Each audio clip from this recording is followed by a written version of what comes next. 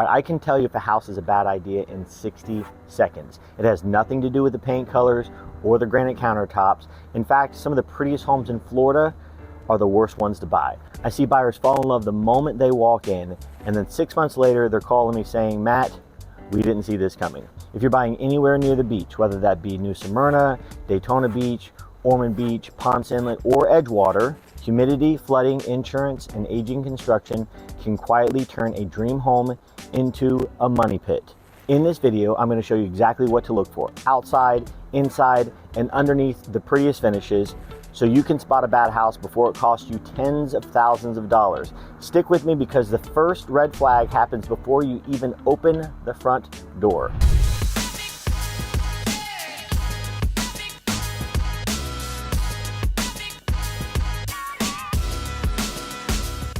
Hey there, if you're new to the channel and you want to learn everything there is to know about living in New Smyrna Beach and surrounding areas, you've come to the right place. My name is Matt Ekoff. I'm a local real estate expert here on Florida's East Coast, and on this channel we talk about real life, not just the listing photos. Today I'm covering the 7 steps that I'm taking to ensure your investment is protected. We're going to be talking about location in neighborhoods, exterior red flags, structural indicators, mechanical systems, workmanship quality, water and moisture cues, and Florida-specific deal killers. This is the real red flag no one sees coming and could be the biggest deal breaker. And we're going to discuss inspections and disclosures. Listen, I get phone calls, emails, text messages, and invites every day from people just like you wanting to move to the beach. So whether that be in 2 days, 20 days, or 200 days, please don't hesitate to reach out. I'd love to help you move to the beach. All right, let me be clear about something up front. This video is not about finding the perfect house. It's about avoiding a bad one. I say all the time, there is no such thing as a perfect home because it's true. We find stuff in inspections, we find stuff, after you move in. There is no such thing as a perfect home, but we can get close and we can avoid the bad one. And especially here in Florida, near the ocean, the intercoastal, older neighborhoods, bad houses don't always look bad. Some of them are freshly renovated. Some are staged beautifully. Some even pass a casual walkthrough. What I'm showing you today is a 60-second filter I run on every property before my buyers get emotionally attached to it. All right, step 1 is before you even park the car. The first red flags show up before you step inside. As we pull up, I'm immediately looking at 4 things. I'm looking at the street and its surroundings. Is the road a cut through? Is it near a busy intersection or commercial zoning? Is it lower than surrounding properties? That's a huge one. In Florida, being just a few inches lower than the homes around you can mean water problems during heavy rain and hurricanes. Number 2, I look for drainage and yard grade. If the water has nowhere to go, it's eventually going to go towards the house. We're looking for standing water, soft and soggy grass, dirt lines on the foundation. Number 3 is neighborhood clues. I know this sounds judgmental, but it's data. Okay, neglected yards, constant construction issues, multiple rental turnovers. And then number 4, I'm looking at the roof first, always. Before I look in the kitchens, I look up. Am I seeing curling shingles, moist or discoloration, uneven roof lines, tree limbs touching the roof or barely above the roof? In Florida, roofs aren't just cosmetic, they're insurance gatekeepers. All right, before we even go in the house, we're going to step number 2, which is walking the exterior. We're looking at foundation and structure. Cracks tell stories. Vertical hairline cracks are often normal. Horizontal or stair-step cracks, we need to stop and investigate. Paint doesn't fix structural movement, so this is something that we need to check out. Also, pools, which are huge in Florida, are there cracked coping? Is there uneven decking? Aging pool equipment? These are things that we need to look at. Pools don't add value if they're about to cost you $15,000 to $30,000 in repairs. All right, so we're done with the exterior. Step 3 is the first 10 steps inside. Most buyers go straight to the kitchen. I look at the floors. Floors tell the truth. Soft spots, buckling, black stains near doors or windows. Water always reveals itself at the floor level first, and we have a lot of water here in Florida, so something to make sure that we're looking at. Then I'm going to the walls and ceilings. I'm looking for patchwork. I'm looking for stains. I'm looking for repeated repairs. 1 patch isn't scary. 5 patches is a pattern. And I'll tell you, we caught something big in a house recently for some buyers that had come in from Salt Lake City, Shane and Shay. They were amazing. We found a great home, huge home in Port Orange fly-in community. and they absolutely loved it. We had looked at houses for 2 or 3 days, and this one they were just head over heels about.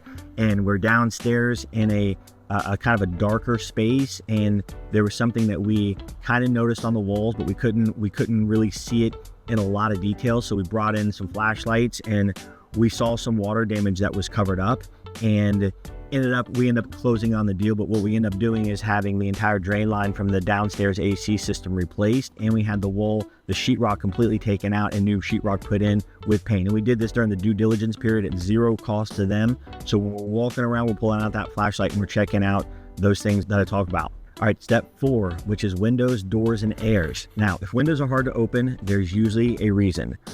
Single pane glass, failed seals, rusted tracks. Windows in coastal Florida are not cheap to replace. Figure around $1,000 to $3,500 depending on the window and depending on the pane or the hurricane resistant. If the doors are hard to open or don't close all the way or even uneven, we may have a moisture or foundation issue.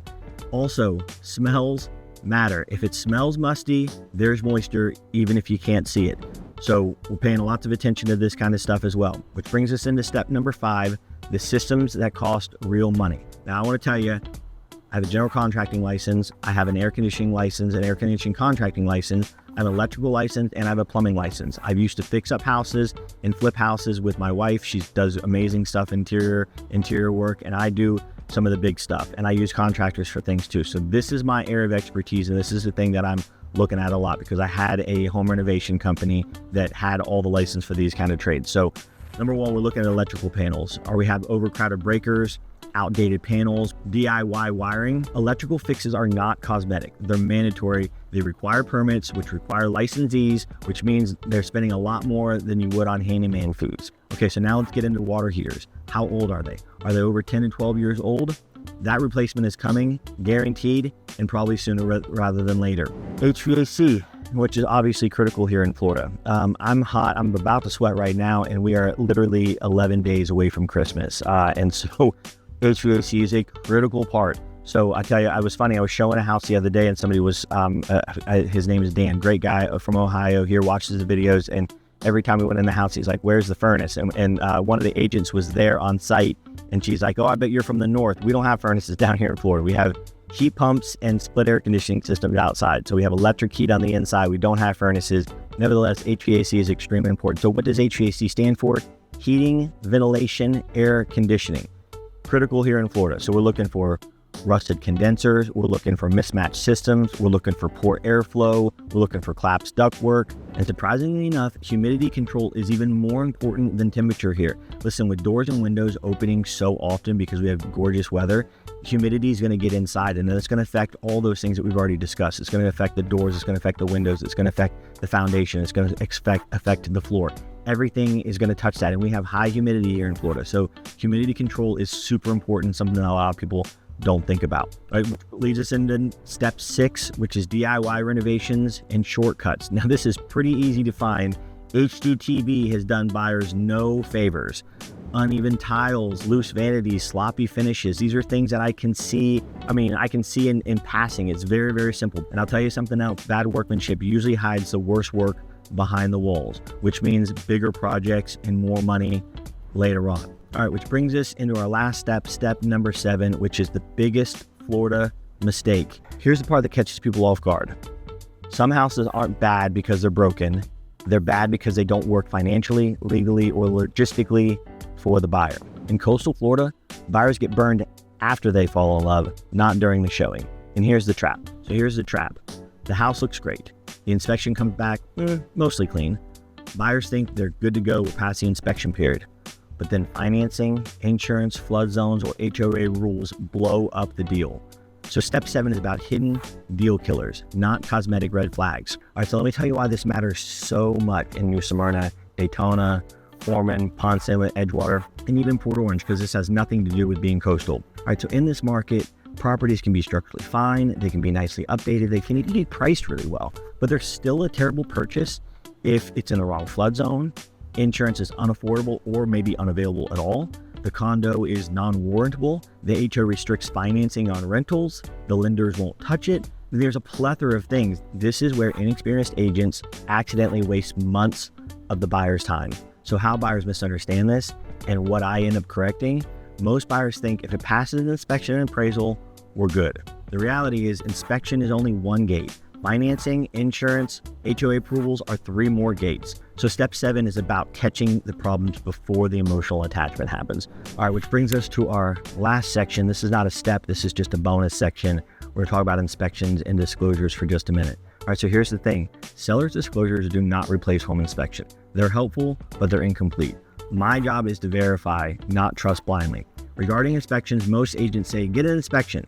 But I'm saying if you rely on the inspection to save you, you've already lost. Listen, a home inspection is a crucial part of buying a house, and I have the best inspectors on speed dial. In fact, I lost deals over inspection reports. I had Jim and Allison that came in from Colorado City, and we went under contract on our second day looking at houses. They were here to have let's call it a discovery trip, and then they fell in love with the house. And so Jim was an engineer, and he wanted to be real specific about the inspection. And so I called one of my inspectors, Paul, that I use that is down. I mean, he's very, very nitpicky. I called Paul. I'm like, hey, Paul, I need a real serious inspection on this house. He came in and we found some structural issues from some previous water damage that hadn't been found. And we got on the phone and he discussed, Jim and I discussed it, and we ended up pulling out of the deal because of the inspection report. So the inspections are very, very, very important, and we got to make sure that we're hiring the right guys to do this stuff because we want to be a detective in this part. Bad house isn't always obvious, but it does leave clues, and it leaves them fast. And the goal isn't perfection because there is no perfect house. It's clarity before commitment. And if you want someone walking through these homes with you, pointing out what matters before it's going to cost you, that's exactly what I do. If this was helpful, hit the like button, hit subscribe, drop a comment. Tell me, what was your biggest red flag that you've ever seen in the house? And if you're moving to New Smyrna Beach or anywhere along Florida's East Coast, reach out to me. Listen, I get phone calls, emails, text messages, Zoom invites every day from people just like you wanting to move to the beach. So whether that be in 2 days, 20 days, or 200 days, please don't hesitate to reach out. I'd love to help you move to the beach. And the last thing I'm going to say is I'd rather help you avoid a bad house than talk you into a pretty one. Until next time, thanks.